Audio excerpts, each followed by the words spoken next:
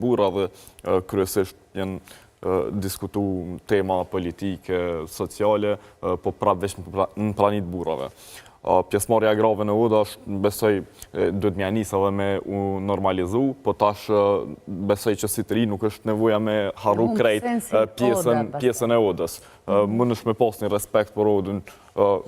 Po jo, se unë menoj që për shembull zonja Ganimete Musli ose gratë të tjera që gjendën edhe në ODA, veç e respektojnë është ose veç ja jepi një vlerë të shtume ma shumë atij takimi.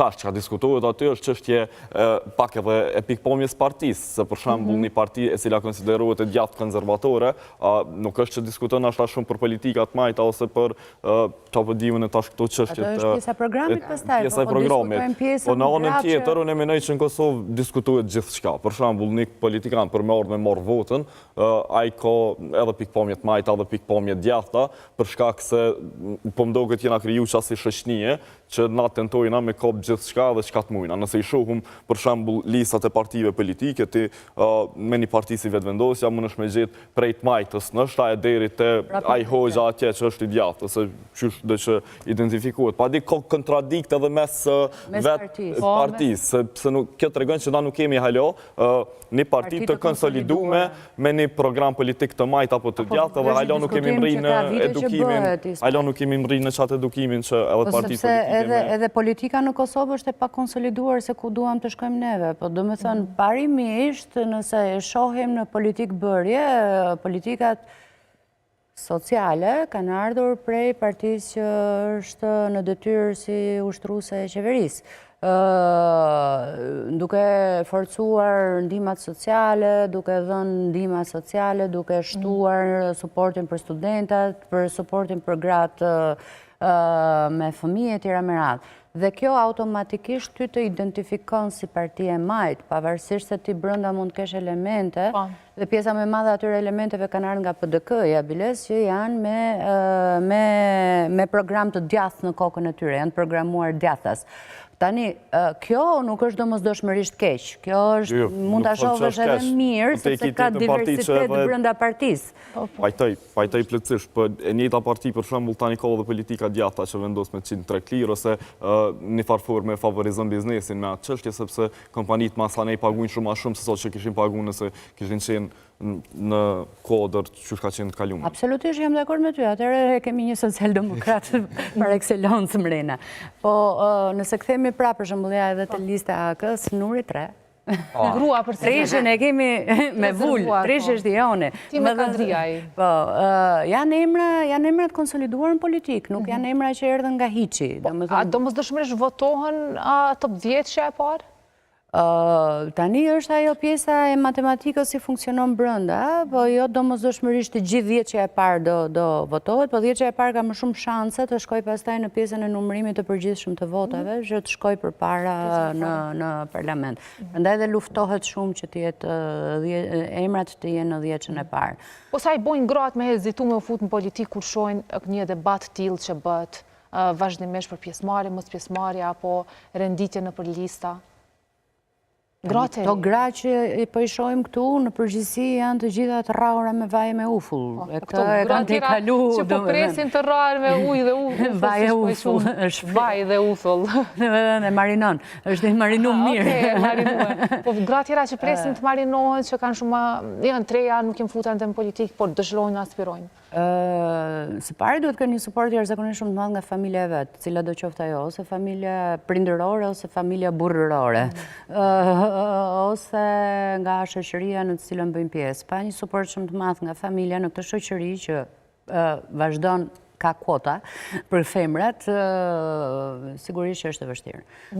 Sepse më pak ti do linçohesh, më pak ti do shahesh, më pak ti do komentohesh negativisht, dhe pastaj pjesa e luftës së brendshme të partisë është valle tjetër që e lozin vetëm ata që dinë ta lozin. Dhe shohim gra gjithmonë janë më të atakuara sa burrat fatkeqësisht. Po, mirëpone, sot besoj që jemi në kohën ku vlerësohet njeriu i mençur. Sot e kemi hapësirën e mediumeve, rjetëve sociale me e promovu vetën. Edhe të kthehemi te ajo edhe njëherë te odat apo te hapësirat e burrave ku pse duhet mu promovu gratë, edhe burrat kur e shohin një gru të mençme e vlerësojnë. Po ju mjafton me edhe me njoftu gratë e mençura vlerësohen. Edhe unë besoj që sot këtu që po i shohim na, jo nështë gjenerata e parë cilat e kanë pas më të vështirë në këtë luftën politike mes grave dhe burrave, që ka qenë komplet. Mirë po tash, generatat e reja, e kemi këtu edhe përfaqësuesin e Gen Z, që po besoj që po dalin nga kjo, janë më të shprehun, më të hapun, për drejtat e veta, nuk kanë më filtera, e kanë, do më thonë, janë shumë më transparente dhe kanë mbështetjen sociale shumë me potencial më të madh. Je i pranueshëm çfarë shoqëri, kalumën s'ke mujt me fol për çdo temë me qenë e pranueshme. Po, sidomos edhe të rinjve, sepse nuk kam pas një besim shumë të madh. Kam pas besim, sepse kemi pas edhe po në veç të një pikë nuk pajtoj as me të rinjt, as me gratë, po as qoftë edhe me burrat.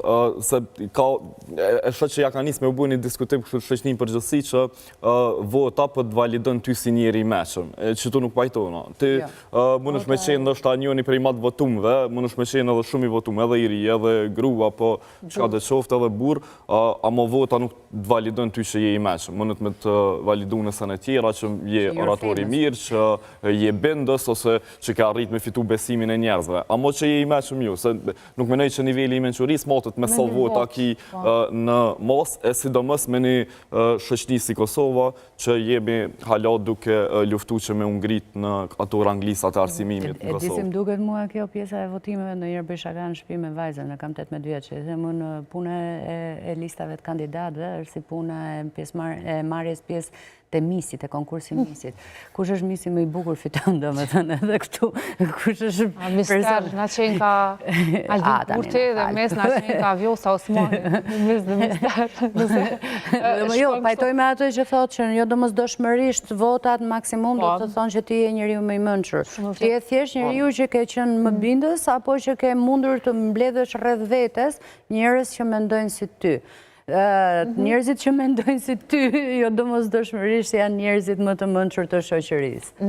Me qenë se me drejt fundit, sa hezitojnë të rritë sot marrin pjesë në për lista, sa janë të pranishëm, sa konsiderohen edhe nga vetë partitë politike që ti kenë pjesë të listave dhe pjesë vendimarrëse. Unë besoj që e kanë shumë atletë se sonë në të kalumen, nështë pak që ka ju mungën rinisë, dështë me pas edhe pak vetë besime u merë me aktivitete politike, po që ka ashtu i penalizu kove të fundit, që që shohune është edhe çështja ekonomike, sepse me u merë me politik vazhdimisht, edhe me të varë jetën ndoshta prej një posti politik, dush me pas gëgja një background mirë ekonomikisht, qoftë në familje, qoftë edhe vetë, për shkak se deri sot e merë një post politik, nuk është nështë që jenë gjendjen më të mirë financiare, edhe që kjo mënët me kun nështë një pikë dyshimi së tritë a me rreziku me u merë me politika jo. Këto e vrej edhe të puna vullnetare që mundohemi me bo me 3 për ditë. Unë e di që në kalumen shumë a let ka qenë edhe shumë a shumë tritje merë me punë vullnetare se sa sot. Sot është shumë a efshtirë me bind një 3, me u marë me punë vullnetare për shkak se nuk paguhet.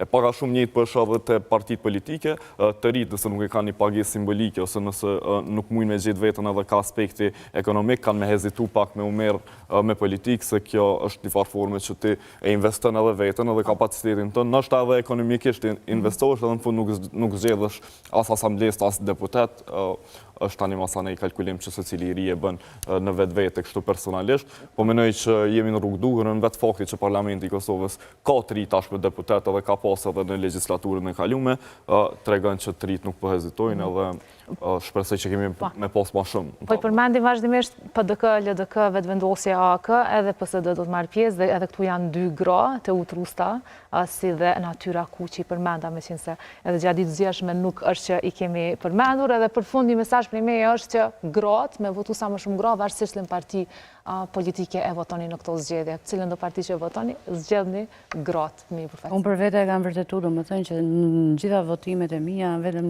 emrat e grave i votojnë. Edhe kur ka qenë Milaimi pjesë? Atëherë nuk isha shtetas. Nuk ke pas drejt vote. Kam pas drejt vote. Okej, faleminderit shumë. Tani, mos më bëj pyetje konflikt interesi personal brenda familjes, lutem.